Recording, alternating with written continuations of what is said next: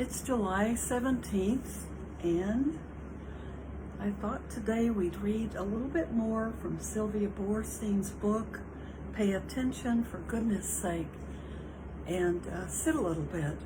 So today, we read about generosity on Friday, and she has wonderful stories throughout each of these chapters, but I think we'll move on from generosity to the next section, next part, which is on morality.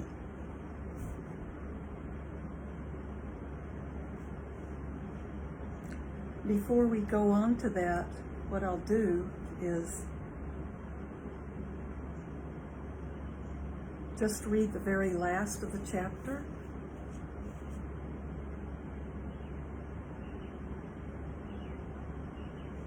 It's about taking the practice back into the world. So we'll start with that and then get into a little bit about morality in that section. So first, let's meditate for a little bit, and that can be useful to prepare our minds to be listening to any kind of dharma, because it helps us settle down and gets our minds to kind of come into the present moment. Let's see, there's a Buddha there, so let's get him into. So that helps us get our minds into the present moment and away from so many distractions. So why don't we start out with that? And I also want to read again today. We know awful things are still happening, and new atrocities and bombings seems every day in Ukraine. And we know that there is a kind of economic chaos and crisis in Sri Lanka, and so many other countries are suffering and people are suffering. So at the end of the short meditation, we'll do the loving kindness peace for Ukraine, setting our intentions, and be adding to that the other country and people in the world that we're thinking about. And then after we do that, we can read for the time left, trying to keep track of it. So why don't we start?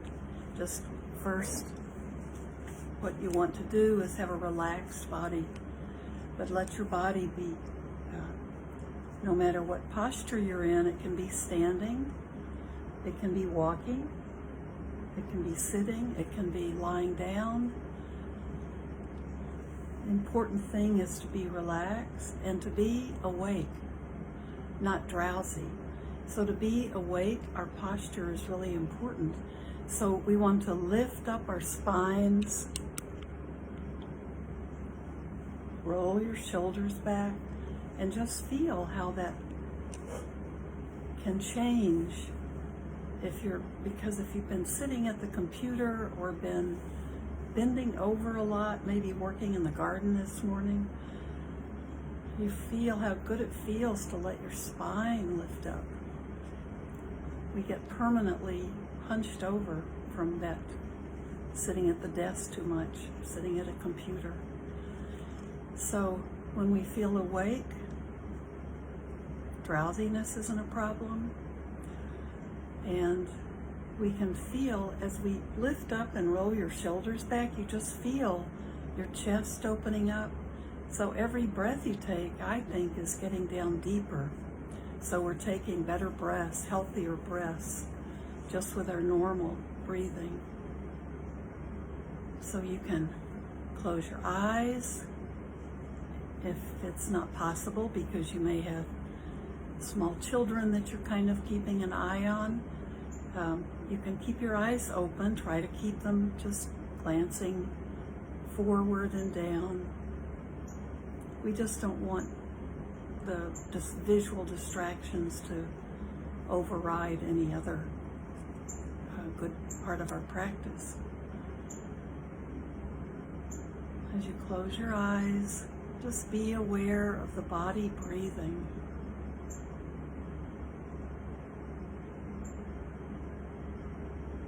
We know with COVID on the rise again and new variants, just breathing is a really wonderful thing. Being able to just let our bodies breathe for us, feeling how a natural, normal breath can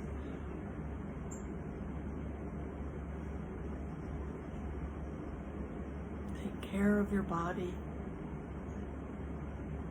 You're getting the oxygen you need. It's really a wonderful thing.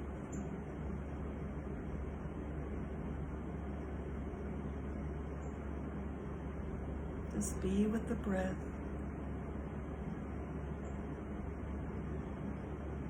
Now let your body relax around that straight spine.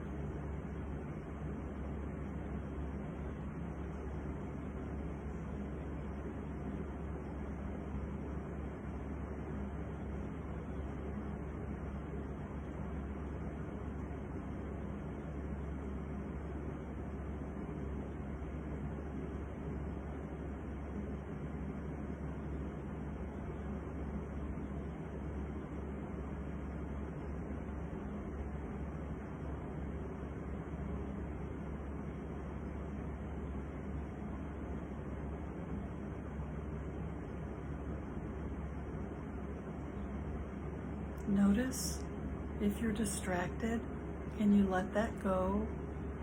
Whatever it is, can you just let it go for now? Try to be present in this moment, all of your body, all of your mind.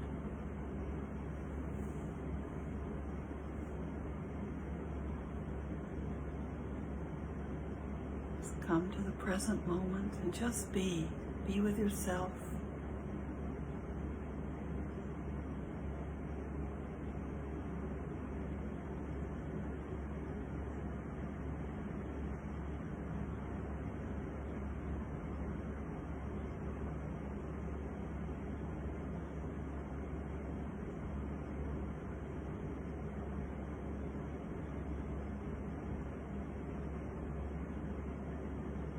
Now we're just being with our breath as it leaves the body, as we exhale, and then again as we inhale. So we can notice that around our nostrils, or we can notice our breathing in our belly when we feel our belly push out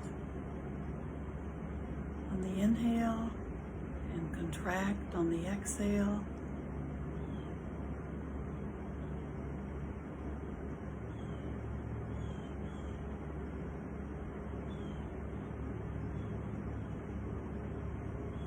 And I need to bring my head down a little bit, bring my jaw down. Maybe you do too.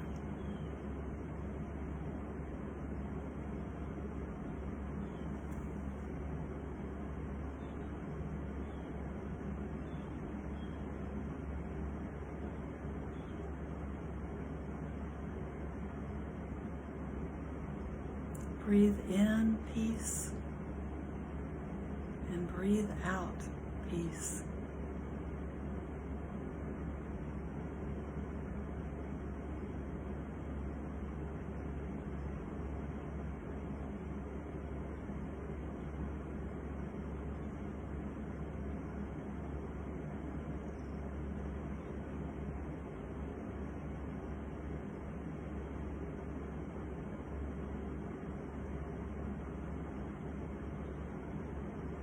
If your mind feels especially distracted, you can count the breaths.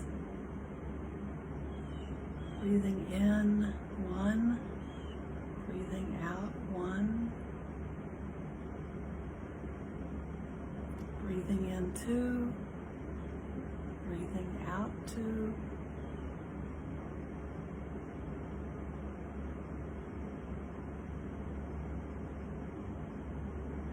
When you get to 5, you can start all over.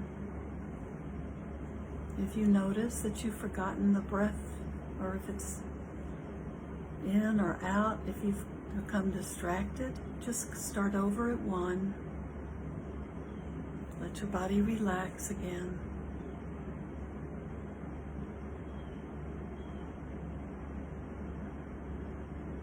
Be aware of everything, but no need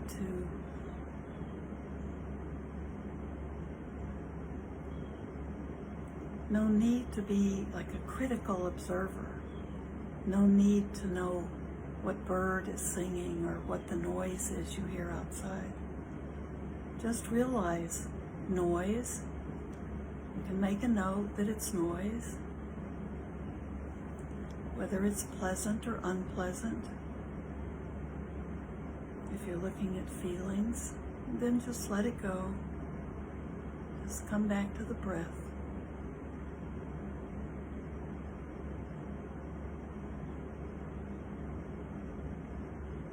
Breathing in, breathing out.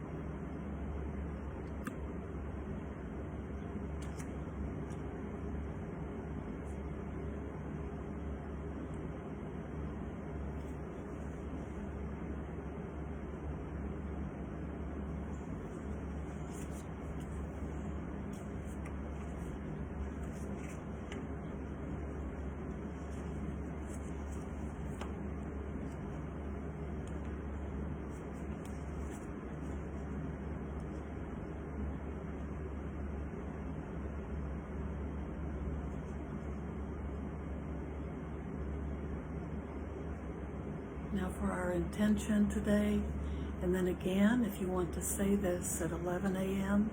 Central Time, there are other people saying the same words. This is for loving kindness and peace in Ukraine. Our intention is that peace in Ukraine be immediately, completely, and permanently restored in the country with no further loss of life, and that the country maintain its sovereignty as an independent, democratic nation.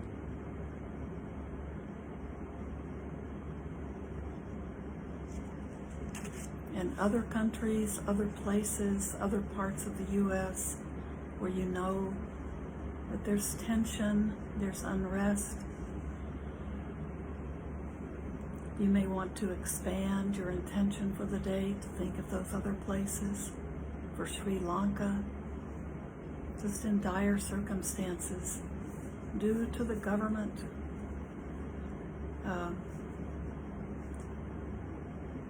really mismanaging the money of the people. So we can add those to their intentions every day, to think of them. If you're able to donate, find ways to do that. If there's some action, some help, find organizations that you trust who are bringing relief to those countries. Take care of the people near you too. Be aware of those who are hungry, who are homeless in your own area. So it's at our own sending merit. May everything we do and say and think today be done not only for our own benefits, but for the benefits of all beings everywhere throughout the universe.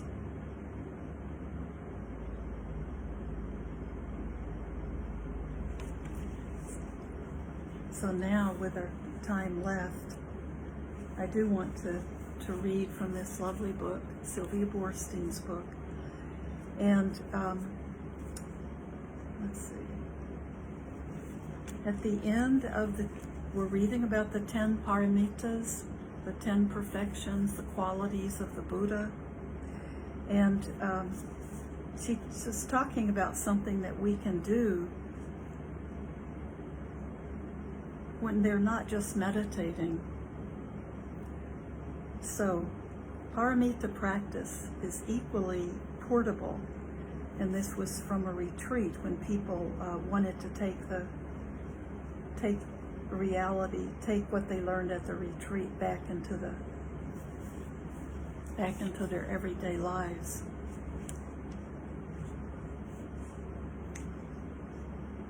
Paramita practice is equally portable. We can practice each of the perfections contemplatively, internally developing and strengthening the particular habits and insights that support them. And we can practice each of them by deciding to behave in the world in ways that firm up the natural inclination of our hearts to goodness. Maybe it's like belonging to two gyms, the gym of the Zafu, the meditation cushion, and the gym of the marketplace. That's GYM. It's like your fitness exercise place. Since they are mutually supporting venues for practice, each of the chapters in this book will be framed by inner and outer exercises. Here is the first everyday real-world exercise, and this is for generosity that we read about. The generosity practice was the idea of several members of the Wednesday morning class at Spirit Rock Meditation Center, who decided, although someone said laughing, "I feel like a Girl Scout," to commit to doing 5 unscheduled acts of generosity every day. For the duration of the experiment, they reported back to the group each week. Mostly they gave time. I let the person behind me in the bank have my place. I passed up a parking space because I could see the person behind me wanted it. We decided that we wouldn't count church dues, symphony support, or any other gifts that we give as a matter of course, and that didn't require daily attention. We were testing the hypothesis that the joy of generosity could be heightened if looking for the opportunity to give something to someone, planning to do it, doing it, and seeing the response were all present. So those are the qualities: looking for the opportunity to give something to someone, planning to do it, doing it, and seeing the response. The people in the class said it was exciting, like a treasure hunt with a time limit, and that it was difficult. It required a lot of paying attention to find 5 opportunities every day. They loved it. Perhaps you'll try it. Here's a hint. Find a friend who will agree to do it with you and tell each other often how you're doing. Paying attention to the question, who is around me that I can do something for? Connects us to the world. Talking with friends about our goodness connects us more deeply to each other. So who is around me that I can do something for? So here's morality is the next chapter. And here's a quote from a Jataka tale. A compassionate great ape, a prior incarnation of the Buddha, rescued a man who had fallen into a deep pit in the forest, carrying him to the top on his back. Exhausted, the ape said, I need to sleep so I have the strength to help you find the way out of the forest. You watch over me." As he slept, the man, overcome by hunger, thought, "I need to kill this ape and eat him." He picked up a huge boulder and threw it with all his might on the sleeping ape. The ape awoke, startled, his eyes filled with tears. "You poor man," he said, "now you will never be happy."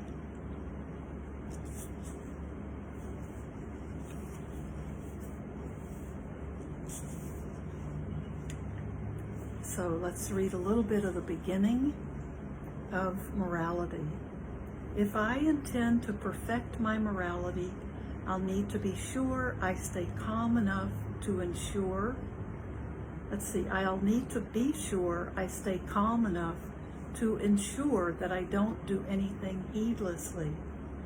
My commitment to the Buddha's specific guidelines for wise action, wise livelihood, and wise speech, the parts of the Eightfold Path, which is the Fourth Noble Truth, most directly governing my behavior in the world, acts as a fail-safe mechanism to keep my mind, inflamed by some passion, from saying, 'Go for it, just this one time.'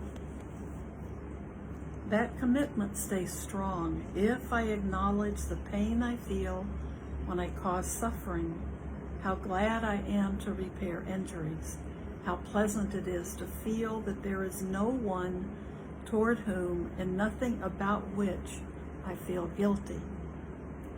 The Buddha called that good feeling the bliss of blamelessness. A morality meditation. The practice of morality habituates the mind to calm. When the mind is calm, there is generally enough composure in it to allow for reflection and enough balance to stay comfortable. A comfortable mind is unlikely to generate unskillful behavior because it doesn't need to leap impulsively after desires. It thinks before it acts. That's a comfortable mind. It thinks before it acts.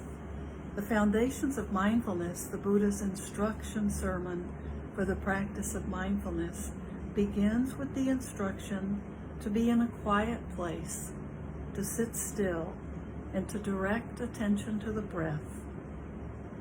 Practitioners are then asked to notice the quality of the breaths, some short, some long, as they naturally arise, and are invited to discover that the careful attention they bring to the breaths calms the body. The calm itself then becomes the focus of attention, and the meditator is instructed to reflect with each breath, "As I breathe in, I am calmed, and as I breathe out, I am calmed." When I do this exercise, I often make my inhalations and exhalations just a wee bit longer than they might be on their own, at least for the first few minutes. Extending each breath just slightly keeps me paying attention and reminds me of my intention to establish calm. I do one more thing. I use the Buddha's instructions for inhaling and say, breathing in, I calm my body. And I use the contemporary Vietnamese teacher Thich Nhat Hanh's instruction for exhaling and say, breathing out, I smile. Now you try it. Breathing in, I calm my body. Breathing out, I smile. Close your eyes. Sit as long as you like. So that's basically what we did, but I really like how she uses the Buddha's breathing in, I calm my body. Breathing out, I smile, from Thich Nhat Hanh. That instruction to remember to smile is really good. And if you practice with a smile on your face, it actually is more relaxing for the muscles.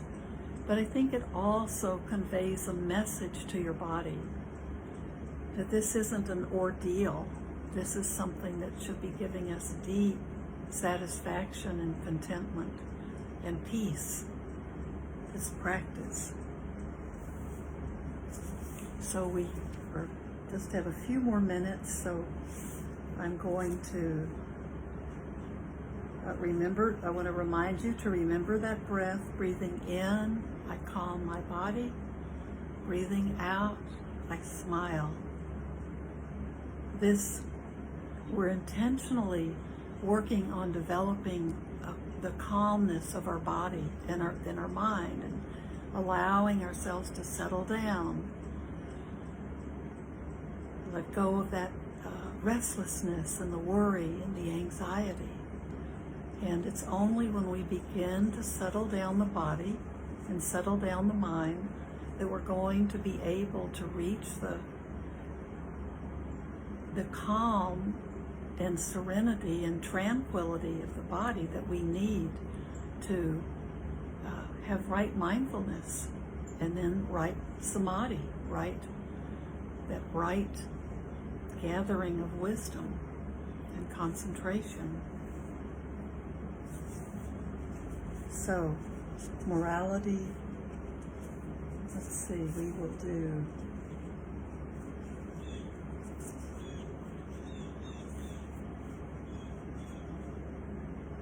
well, I think there's a good section in this that I really want to read, but I'll save it for Tuesday because it's on making and mending mistakes. So we know that we make mistakes, but we want to be able to know how to mend those as well, right? It's very important. Sometimes we may think we can make a mistake, and if we realize it's a mistake, we can just go on from there. But sometimes there's some mending that has to be done. So we will read that on Tuesday.